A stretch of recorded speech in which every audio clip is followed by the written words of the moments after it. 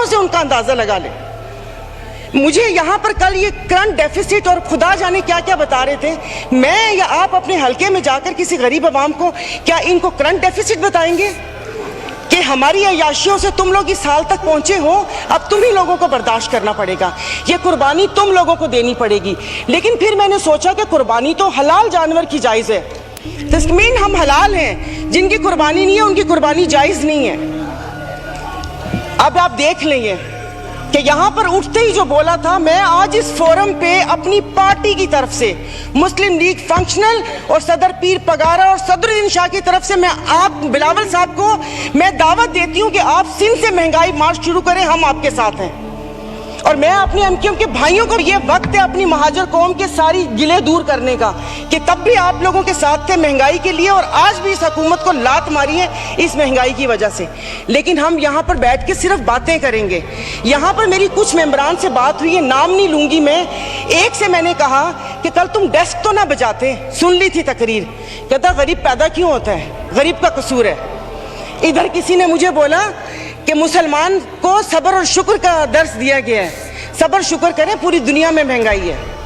میں ٹیم ہارٹنز اور کیا کہتے ہیں پی ایس ایل کا میچ دیکھنے والے اور کراچی دو دریا میں کھانے والوں کی بات نہیں کر رہی.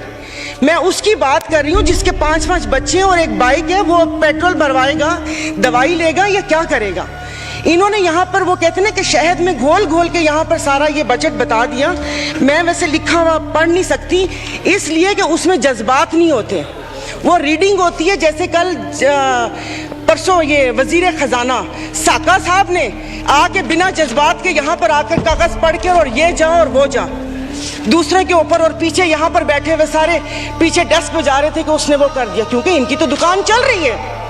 میں اس دن نہیں تھی, میں ان کو خراج تحسین پیش کرتی ہوں مفتی عبدالشکور کو کہ جنہوں نے ایٹ لیسٹ ان 2 وزارتوں کے کپڑے اتار کر ہم لوگوں کو دکھائے.